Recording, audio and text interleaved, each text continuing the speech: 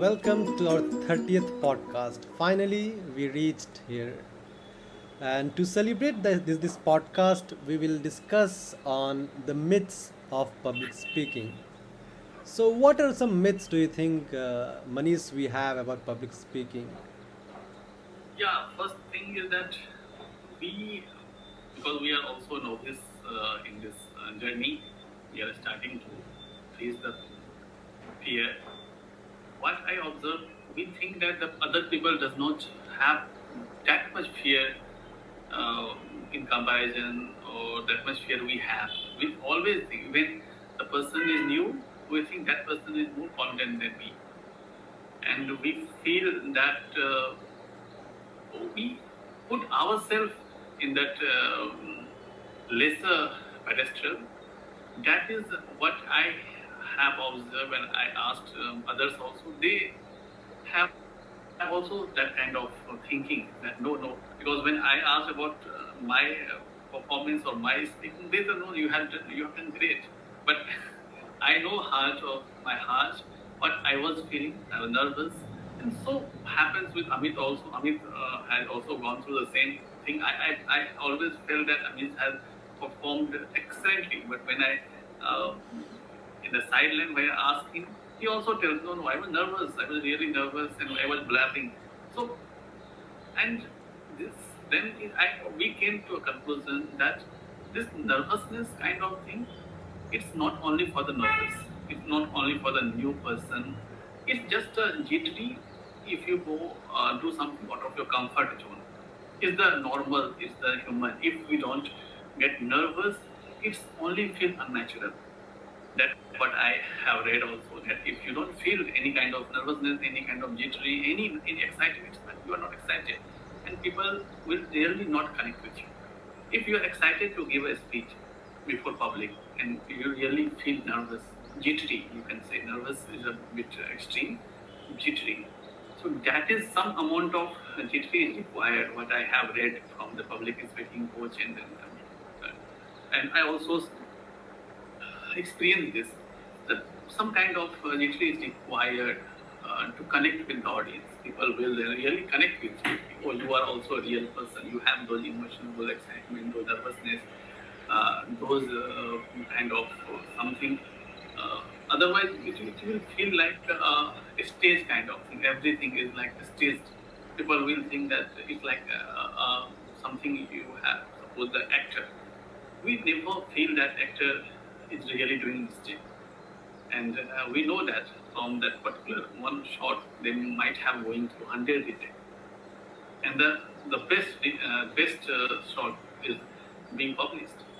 So if suppose in the first take only, and then when we are performing in front of audience, if we without any mistake, if we become flawless, it means that there is really something missing, that that human part, that we all are human and we are connected through our insecurities, our weaknesses.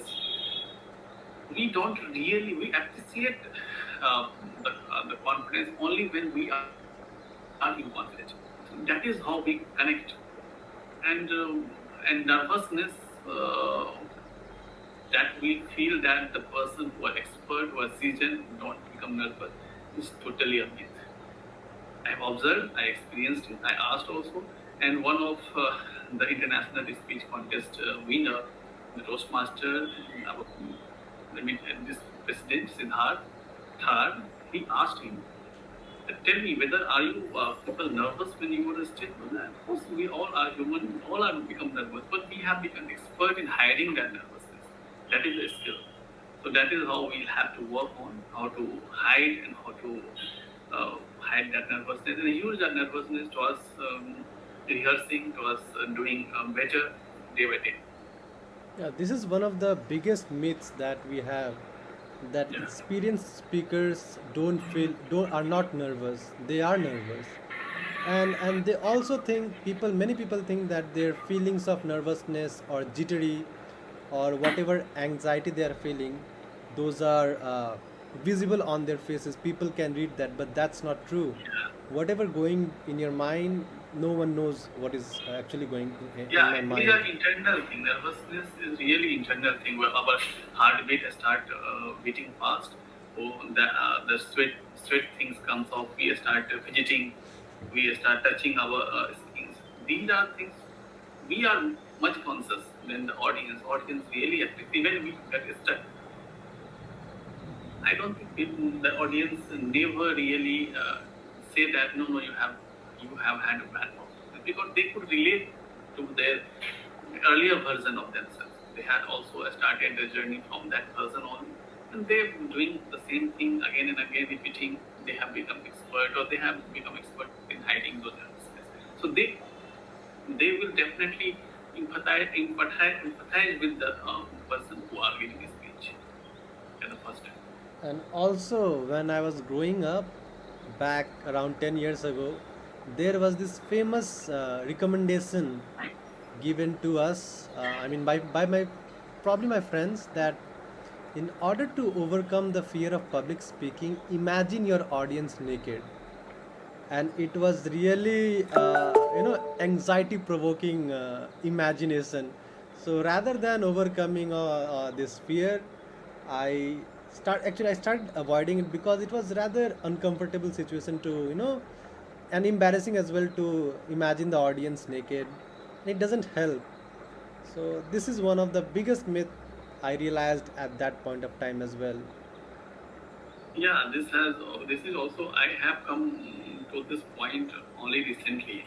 That people used to tell that you should imagine, like even Abraham Lincoln has also uh, quoted quoted that you have to imagine people as a pumpkin. So that kind of thing really they might have done, but I don't know how to imagine the people naked. If you feel this is also one of the myths Yeah. that maybe may have come down through maybe humorous part of this. Then some sort of humorous they might have suggested such thing kind of thing. People are different, but this is not the thing you should imagine other than that. And other myth I really came across that when suppose this is my problem and then I keep getting feedback that you have to make eye contact, you have to make eye contact. I don't know why I cannot make eye contact because whenever I think I have to either look up or look down, and then while thinking I don't really concentrate on my contact where my eyes are. So that of course will come with the practice. But what I read or heard that when you and this I have heard from one of the international speech contestant. He was one of the Toastmasters first place winner, and I was having session with him. There are lots of people. I asked him. I have a problem in making eye contact. What to do? He has also stated that you should, if you are afraid to look into the eye, you just look on the forehead above that, so that you will feel comfortable. But I really felt that how can I just really look at the forehead and then people will feel okay? It's not like that. If you have to look in the eyes to connect. That Yes. is one of the greatest myths that you have to Yeah. look ahead of the head, forehead, or eyebrow or somewhere on the hair. These are the myths. They might have worked out for some of them, but definitely for not for me. And we'll have to practice like we are speaking, uh, looking at the eyes to eyes. When we are conversing with a particular person, suppose a single person, what I have read that when you give a public speech, don't think that you are conversing with the public at large. Think like conversing like one to one. So the way you converse with the person when person is just opposite to you, we just look in that person's eye. Sometimes we look there, like we converse. It's not that constantly I'm looking at the eyes of the person sitting opposite to me. It will be shaky. People might become uncomfortable. Yeah. We just talk and sometimes we look there. So that kind of thing we can also practice in public speaking. It's not that continuously I'm looking at one person, second person, but that fleeting moment when the speaker don't remember whom I'm looking to. If eyes are there, but there are some affected eyes which audio speakers automatically start looking into this particular person. That person feel like he is listeners, good listeners, and then you feel that no, he is nodding. So you will have speaker tend to look at most of the time look at that audience side who nods. That I don't know whether they are listening or not, but some audience are really start nodding. So that is one of the myths we should look into the eyes, Yeah. not the forehead I or was the. really glad when I read that myth that looking at forehead rather than eye, because I had this going in my mind, is it a good idea? Then I read in the document you shared, and yeah, it was. I mean, it's a myth and it doesn't work. So another myth I would say is that introverts can't be a good speaker. Yeah. I mean, it's not because you don't speak up usually or you have social anxiety. It's not because of those reasons you can't become a public speaker. As a matter of fact, when introverts speaks, they really tend to speak from their heart and touch the heart of other people as well through their words. So Yeah. most of the speakers, most of the actors who are quite famous, they are really introvert, and they are, you know, the exceptional case to this myth. I mean, this is a myth that introverts can't be a good speaker. And even all great speakers you heard of, they were really introvert. Even you cannot term anyone as introvert and extrovert. It depends on our mood.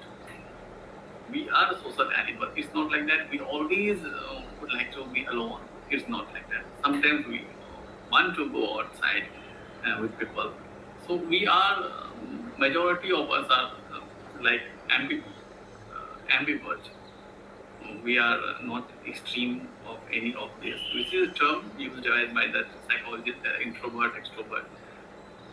So They, all people who really go and speak in public, like Mahatma Gandhi, Abraham Lincoln, all those great people who are introvert, they call themselves introvert. Introvert, they need some time to recharge themselves, alone time, me time, whatever we call that.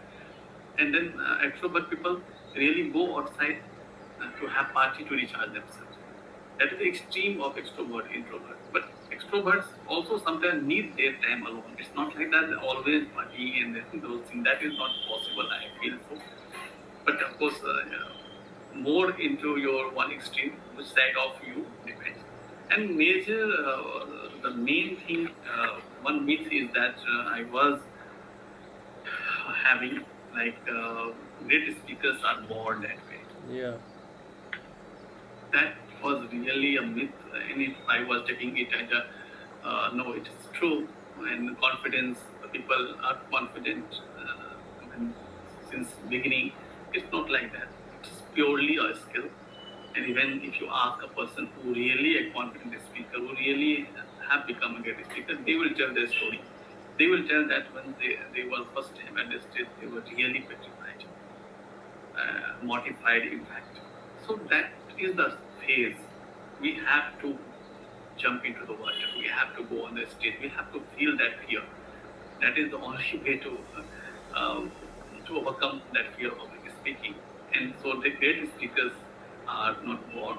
They have been going through this cycle of embarrassing. They are repeating, they are practicing public speaking, and then it comes to the point when they become expert, they become masters to maneuver, to use the tonality, vocal variety.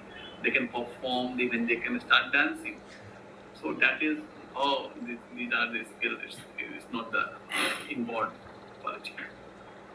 Yeah, another myth is when you talk to someone, if you cross your arms, you will appear to be confident. No. When you cross your arms, you give the signal, the body language signal that you are not in agreement with the person, or you don't like his presence, or you are setting up yourself a boundary by doing this. So it's not recommended. It doesn't give good signal Yeah, to the other guy it's or the called close. audience. It's called closed posture. And when you have closed posture, how can you introduce yourself to us? How can you open to the public?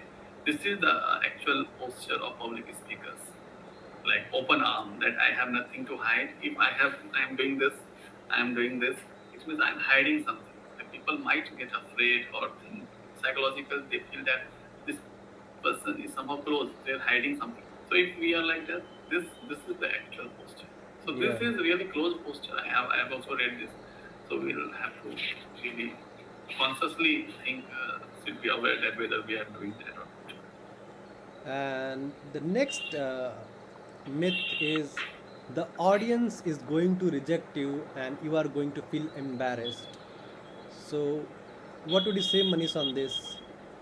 Yeah, audience, I have told that they empathize with the person who really trying to do something for the betterment, to become better person.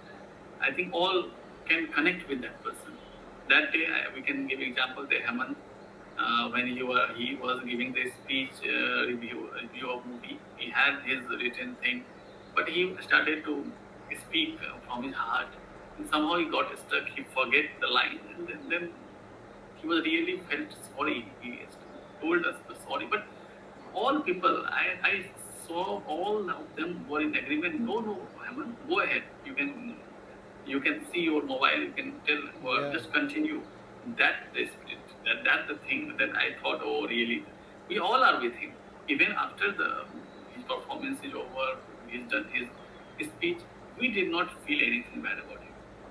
Even he has got the best improved speaker. Why he Yes. has got the improved speaker? That is, he got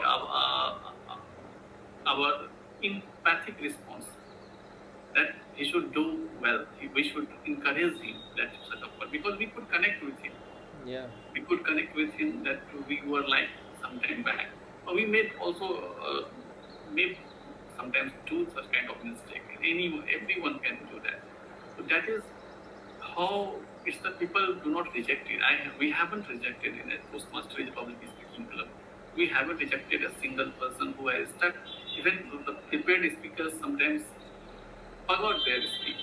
We don't remember those kind of mistakes. It's a learning pad and it's a learning phases. We all know that we can, even the expert of the expert can sometimes do such mistake. We all are human. So rejection doesn't never, I haven't seen that. Even if people, suppose you are giving interview, you are in that thing, and in the doing presentation, you get stuck. I don't think it will have any kind of effect on your promotion. People even will give you permission that this person really trying. Yeah. Even that he is doing mistake. Even if I would have been in the position of authority, I would definitely recommend his promotion, because I will feel that this person is trying. This person is really on the path of his upliftment. So rejection does not. I don't think it comes in the way if you commit mistake towards improving yourself. That's true. Even when Hemant was stuck while speaking in front of the audience, I was rooting for him. I even cheered him. I shouted his name, Hemant, keep going.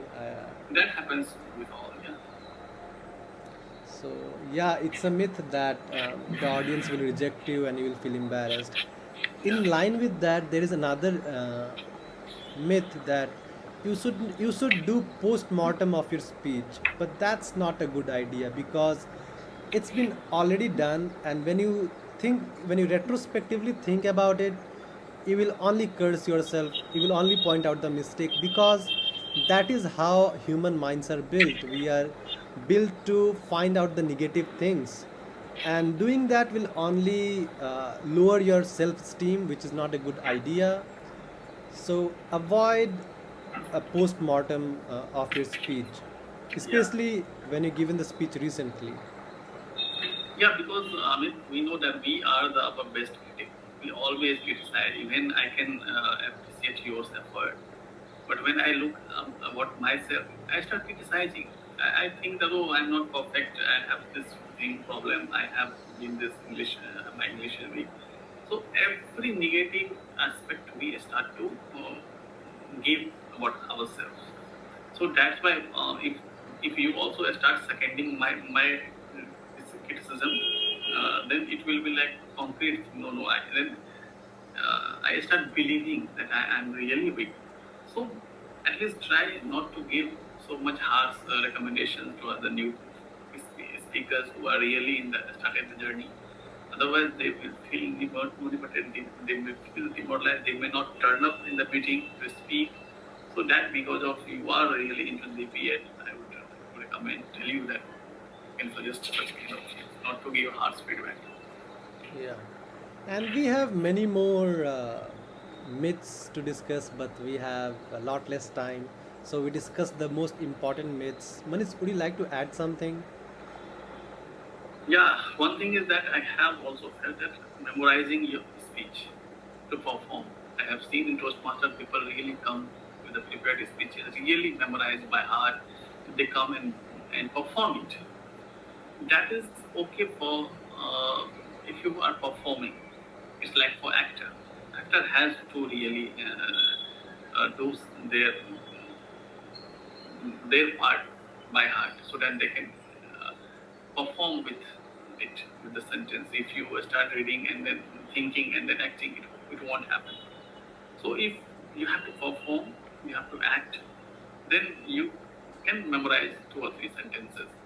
But again, it's not memorizing, but at least you have to go through so many times that it becomes like you are really speaking out of your heart. That is also required to give your best shot while public speaking. You have to at least some portion which we like quotation. Quotation, if you start thinking, it will feel like full. So quotation story you have to have in rehearse in number of times in your mind.